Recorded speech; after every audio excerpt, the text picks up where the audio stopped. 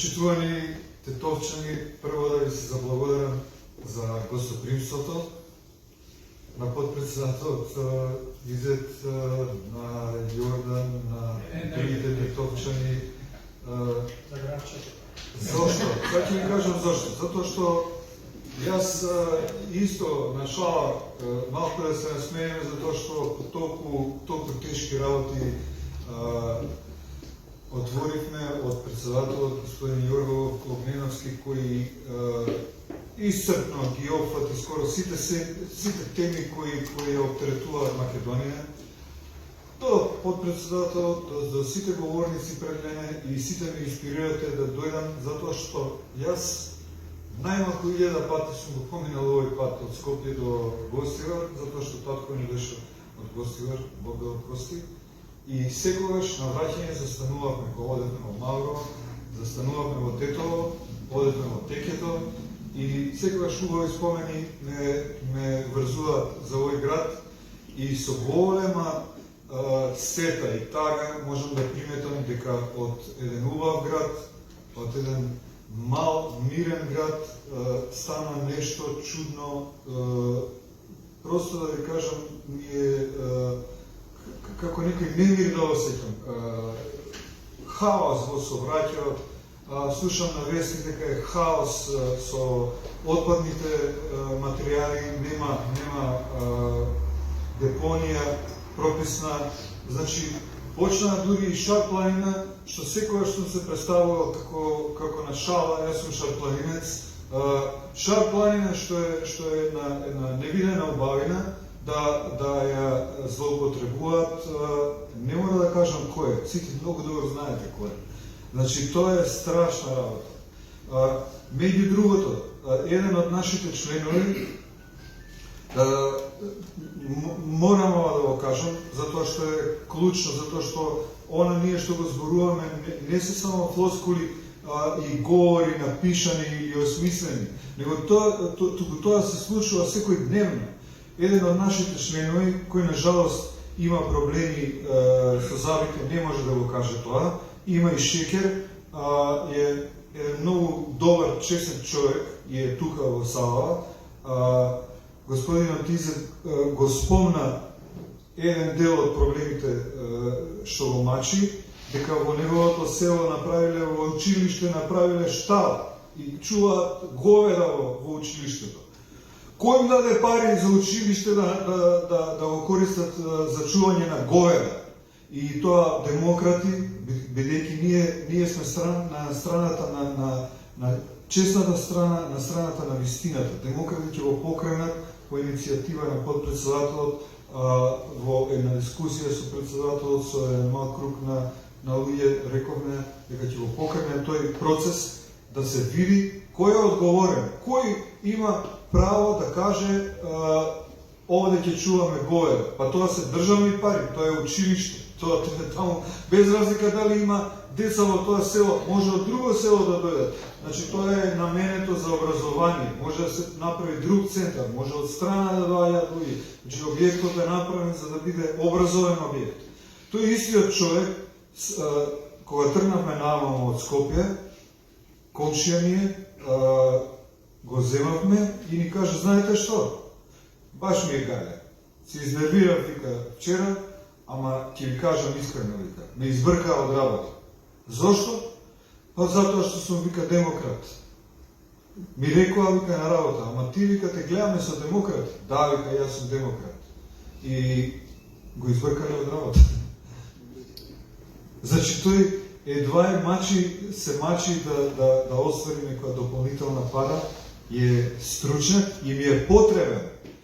Го избркале од работа затоа што е член на партија Демократи. Можете да замислите колку тие големи партии кои имаат 300.000 гласачи, 200.000 гласачи, ќе имаат 35 пратеници, 50 пратеници, го бркаат еден човек кој е дојден од село во град да оствари некој динар плюс затоа што му е пензијата мала. Тоа е трагедијата на јас само ќе ги наречам бескичменјаци. Бескичменјакот. може да се превитка и да преде од една партија во друга партија, во трета партија, и сега ги гледаме на телевизија на дебати нашите тези, што кажа Билјана, добро е што се придвижуваат работите, затоа што веќе немаат каде да додат. Све кажуваме. Председател на секој говор сите работи ги кажува и со најдиректно, најхрабро, најсмело. Криминалци, вие сте криминалци, ќе одговарате за тоа, им кажува. И сега тие почнуваат, ама тоа беше затоа што беше вака, затоа што тоа беше тој закон со евро. Чекајте, па вие немате работа со неписмени луѓе. Во Македонија има многу паметни луѓе, има интелигентни луѓе, нарочно од времето на интернет. Све се следи, све се прати. Јас работев уште во почетокот, кога се оформи интернет од 95-96 во Министерство и работевме на Македонија да влезе уште во Европска заедница, да почне да се асоцира заедно со Словенија. Верувате дека не само што ништо не се смени, тогаш подобро работеа компјутерските системи, сега почна да пропаѓаат и големите компании затоа што се иселија стручњаците, се иселија младите луѓе кои работат, едноставно не сака да работат за 500 евра, за 600 евра, за 700 евра. За истата работа ќе заработи 2000-3000 евра во една малку поразвиена држава. Во Хрватска одат да работат за да земат некоја пара. Некој го спомена тоа дека патот, инфраструктурата до Охрид, па колку време требаше да се тоа требаше да се направи пред 50 години, не последниве 10 години што се влече со веќе отидени 600 милиарди. Веќе отидени. Ама таа фирма градела, слушам на дебата, ама таа фирма градела, не знам, има добро реноме и така натаму. Во ред, нема проблем. Може да дојде и најбогатата фирма овдека, меѓутоа никој не е имун на корупција. И богатите фирми со тоа се бават. Ако видат коруптивна влада, ќе им понудат пари и корупцијата секојдневно расте, се додека не дојде до момент каде се распаѓа државата и демократи сакаат да ви обрнат внимание на една работа. Значи, големите нашите пријатели и големите сојузници нема да дозволат оваа држава да се распадне, затоа што они имаат премногу вложено и напор, и обука, и пари имаат дадено овдека, нема да дозволат, значи, они имаат едно ниво на толеранција до одредена граница.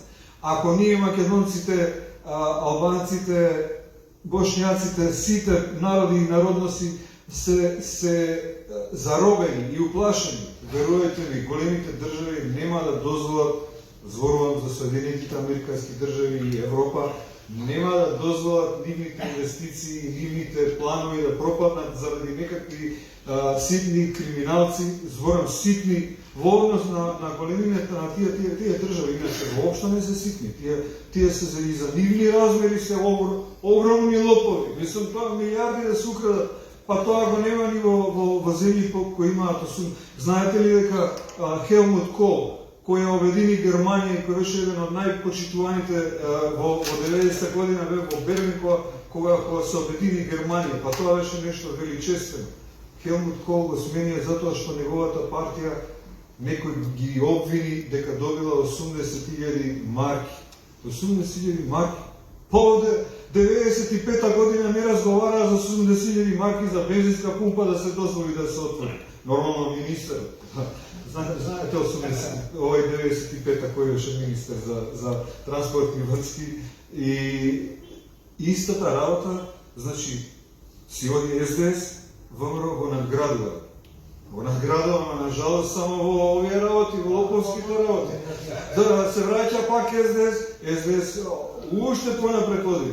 И на крај дојдовме до тоа да сите викавме, абе како може државата да продаде, нема шанси, тоа не е возможно. Па ние лани одевме 15 дена демонстриравме секој ден со деца, со мали деца, со колички луѓе, доаѓа пред тоа држеше мицковски говор, ние не се предаваме, не даваме името, готово после ај ќе си одиме на одмор сега, па после ќе решиме. Отидовме на одмор, меѓу време го сменија.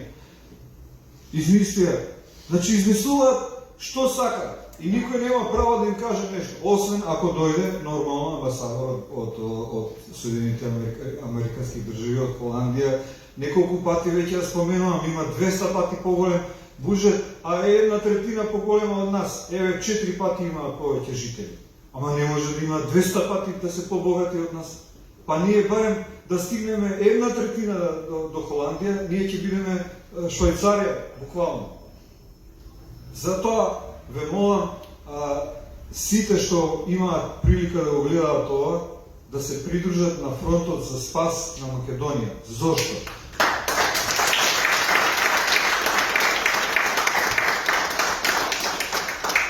Затоа што